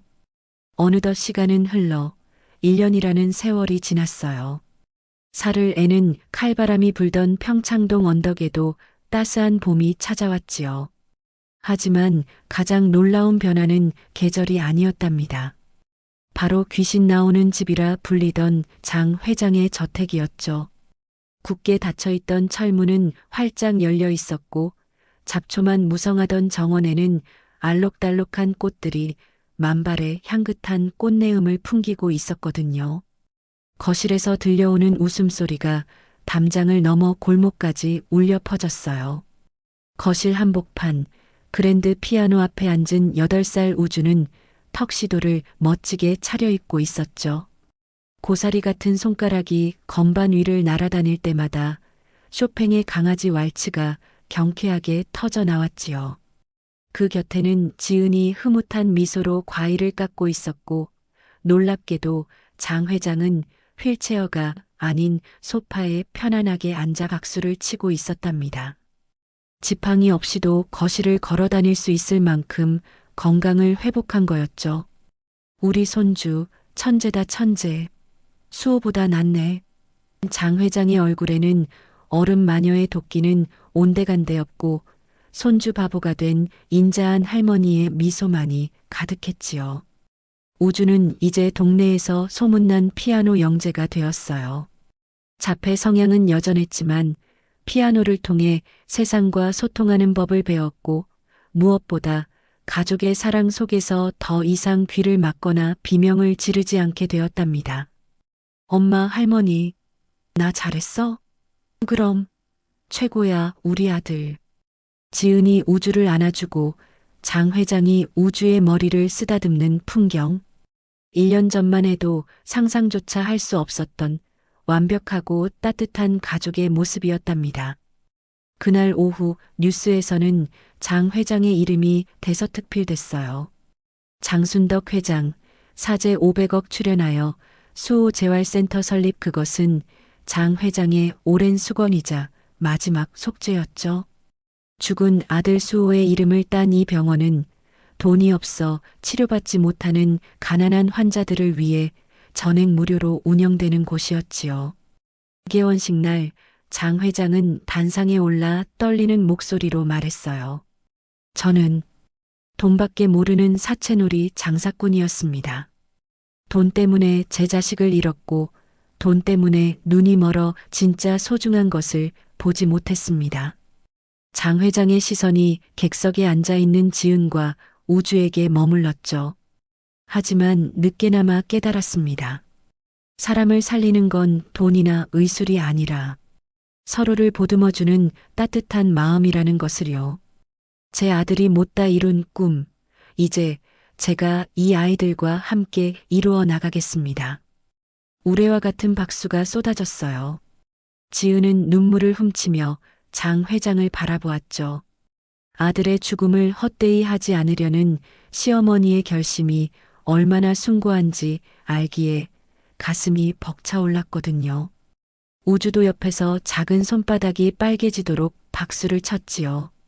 하늘에 있는 아빠도 분명 환하게 웃고 있을 것만 같았답니다. 천륜이라는 게 참 무섭죠. 끊으려야 끊을 수 없고 아무리 멀리 돌아가도 결국엔 다시 만나게 되는 핏줄의 운명 말이에요.